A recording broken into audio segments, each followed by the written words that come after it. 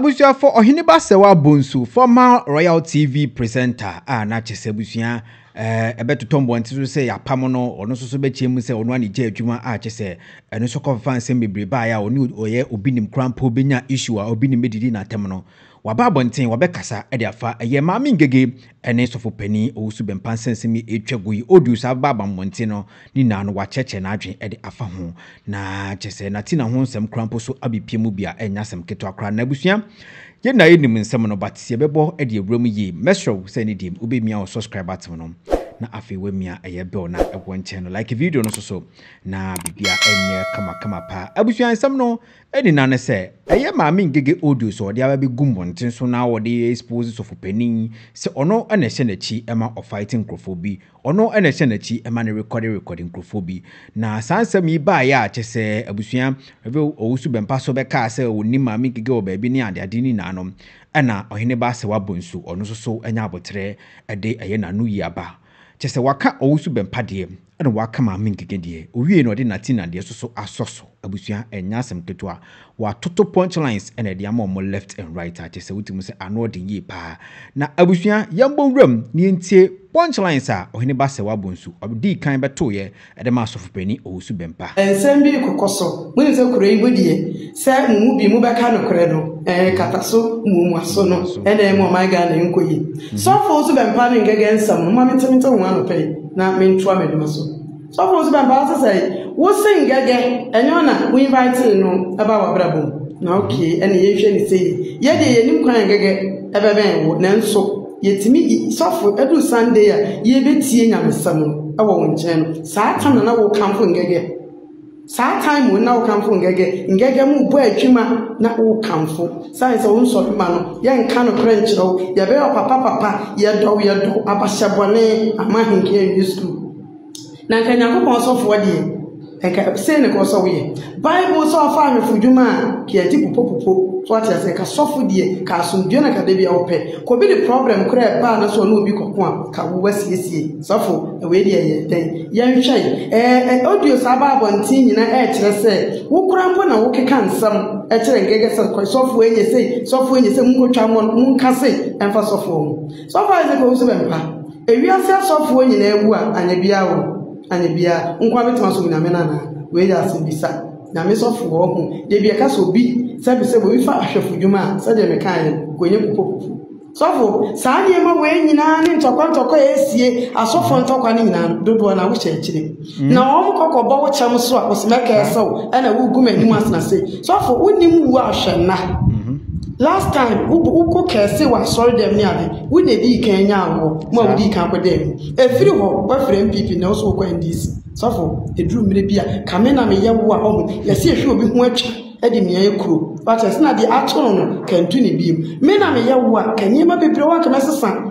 edi efiri ho ade bo kamenya wo krofo bo ho a kametwe me ho edi efiri wo mo sofo so bempa me se twansam ne so nyasa ensem ebesi no oduo sa omode beba no wa hwe wuti aba no madurawu sofo so bempa hwe ya na sabe krofo ka bi kire wati ana omo ne wonam no me oduom no enye odo eno mde dawu so atese enye odo obi dawa obeka de oya enye edi akirewo na enso wa engaga ne nso no obi eka de kire no atiase sawo nso akwanya akwatena burochire na wo mpa adwuma nye na ase de bia wo so be kyem sade ne maso na so abedi nkrofo atamaji sika no ono so ebeba ne so abusua Ohene Basewa Bonsu pese o kire se so penin se mo be kan se oni maami gege o ba bia no boa yes cause unim ni pakro na keye dan ana obegina wa asori dem ebra wo se o preachi na oka nkwaje asem na saa time no ana wo di preachi eye maami gege ene natina wati ase na mpo chese audios ababonbonten no ono no chim se na akoye se bia sofo panin obenya nka sofo bia ni bebia ono pe na ye sofo no obisa se sofo panin owusu bempa obetumi aye Nyankopon no nkwa betumi Nyankopon adwuma na ana wati ase nti na se we aye punchlines bia Ohene Basewa Bonsu abetoto ye edema aye sofo owusu bempa na abusua maami gege so watutu bi ede amane no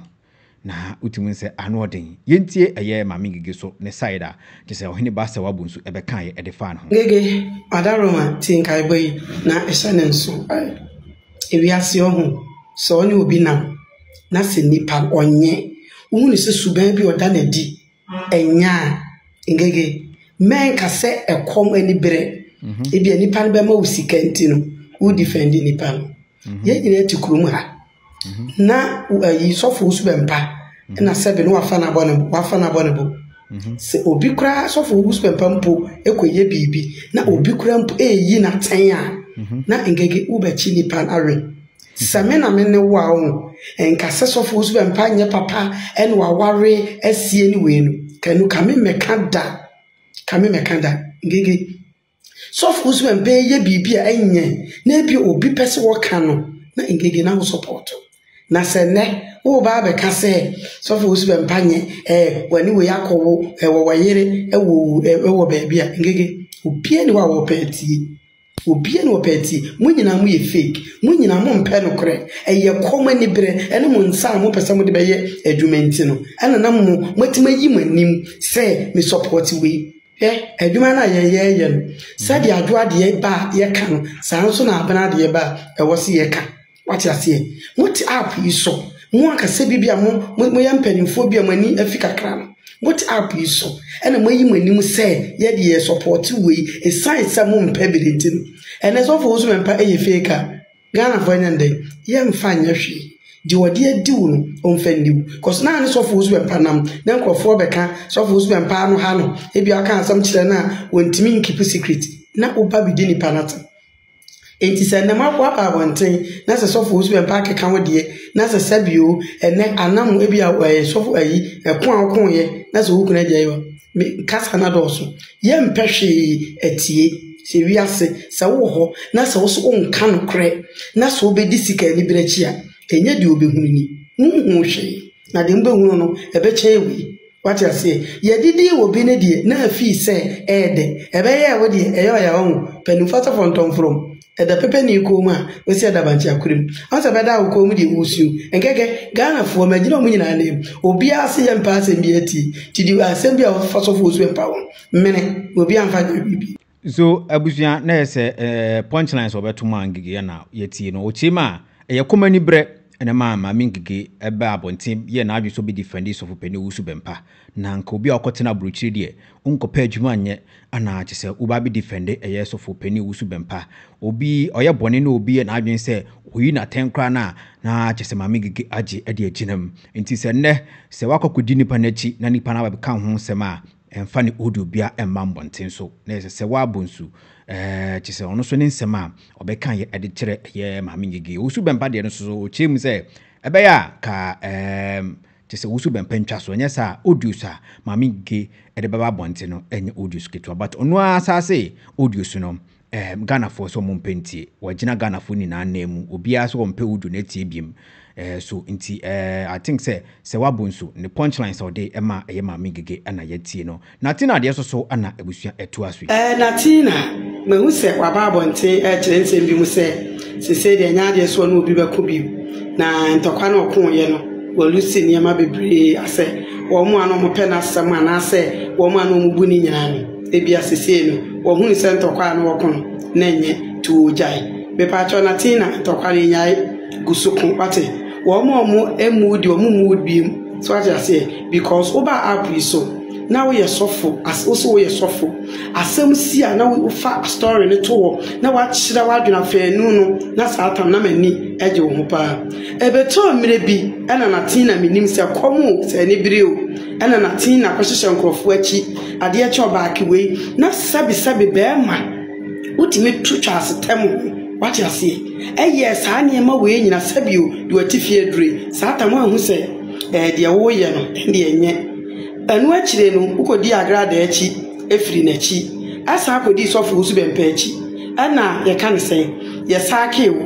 enu de ye saake wo wiye watena se ehunu sesese de ene ma na wo ye ni nyina no na enye atemdidi ana wo de nyina enya no kore mimi hu ni se wanim na egu ase so ati wanim ana egu ase mo de mo sori a mo mpe no kore no wanim ana egu ase hwe obi a nyame ya wadom wanya abruchi akotena na ka ba ye adwuma ahwe wo yire no ma no sori a na ti social media se kwasia di twa asetam ene de wo mu no omu sa wo sesa ye dan a de wo mu no omu enti de na tina kakra me ka chiro nyina se gusu di atam de di twa tamatam wo say mudi nkrofo ati nkrofo bia bia na nka woni ni nya asam da no wo hye nkrofo ati menne woni nipa ewu issues nyade enti